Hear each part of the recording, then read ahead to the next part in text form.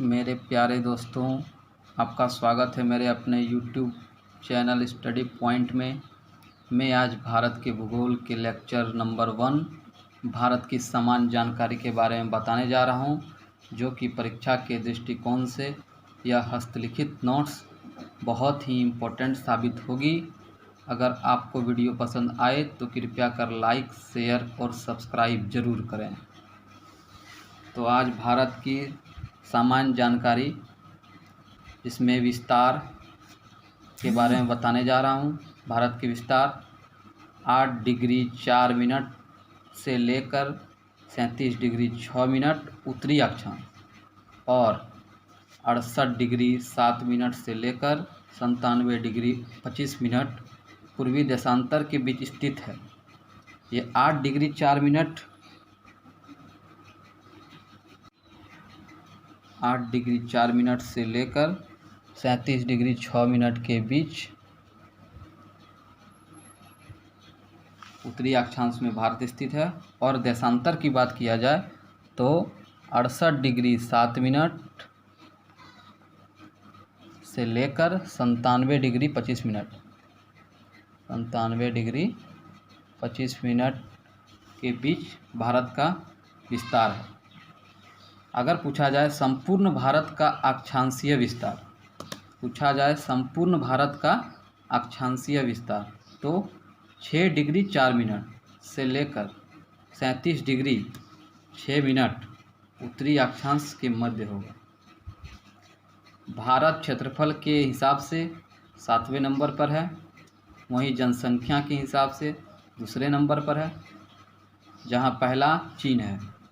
जनसंख्या के हिसाब से भारत का क्षेत्रफल विश्व के क्षेत्रफल का 2.42% है।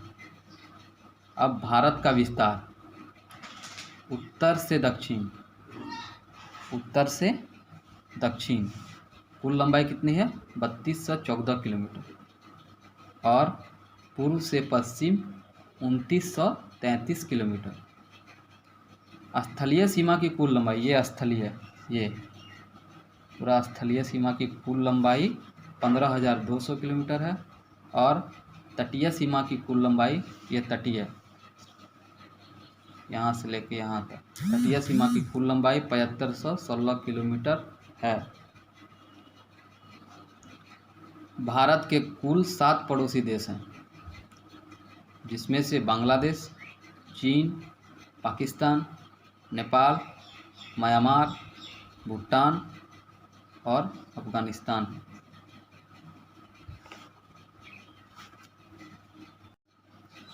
ये बांग्लादेश, ये चीन, यहाँ से यहाँ तक का क्षेत्र चीन हो गया, और पाकिस्तान, यहाँ से यहाँ तक का क्षेत्र पाकिस्तान हो गया। पाकिस्तान,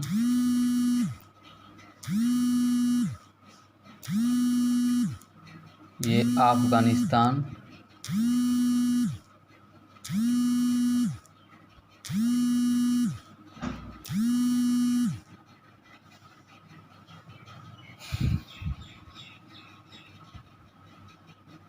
बांग्लादेश, चाइना, पाकिस्तान, अफगानिस्तान, म्यांमार,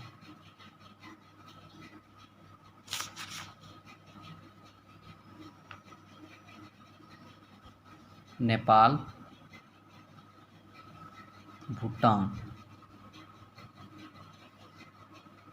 यहाँ पर हो गया भूटान, ये रहा भूटान। मतलब भारत के कुल 7 पड़ोसी देश हैं, जिसमें बांग्लादेश, चीन, पाकिस्तान, नेपाल, म्यांमार, भूटान और अफगानिस्तान।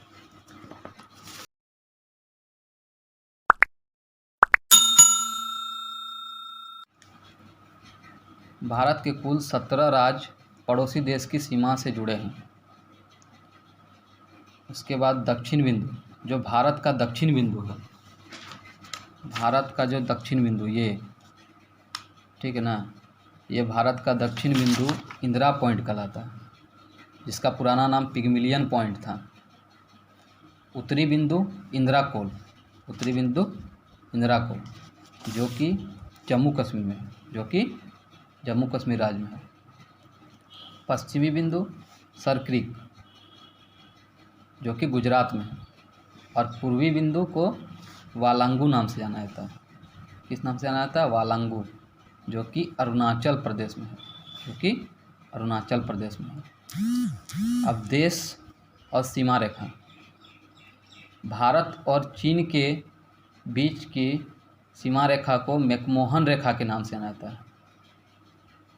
अफगानिस्तान और पाकिस्तान के बीच की सीमा रेखा को डूरन रेखा के नाम से जाना जाता है। भारत और पाकिस्तान के बीच की सीमा रेखा को रेड क्लिफ रेखा के नाम से जाना जाता है। नोट: दक्षिण में श्रीलंका, दक्षिण में, यहाँ दक्षिण में श्रीलंका भारत से, दक्षिण में जो श्रीलंका है वो भारत से पाक जलडमरू मध्य से, पाक जलडमरू मध्य तथा मन्नार की खाड़ी द्वारा अलग होता है। मन्नार की खाड़ी, कौन सा खाड़ी? मन्नार की खाड़ी, जो यहाँ है। भारत का मानक समय, भारत का मानक समय इलाहाबाद के निकट मिर्ज़ापुर से गुजरने वाली 82.5 डिग्री पूर्वी देशांतर को माना गया है।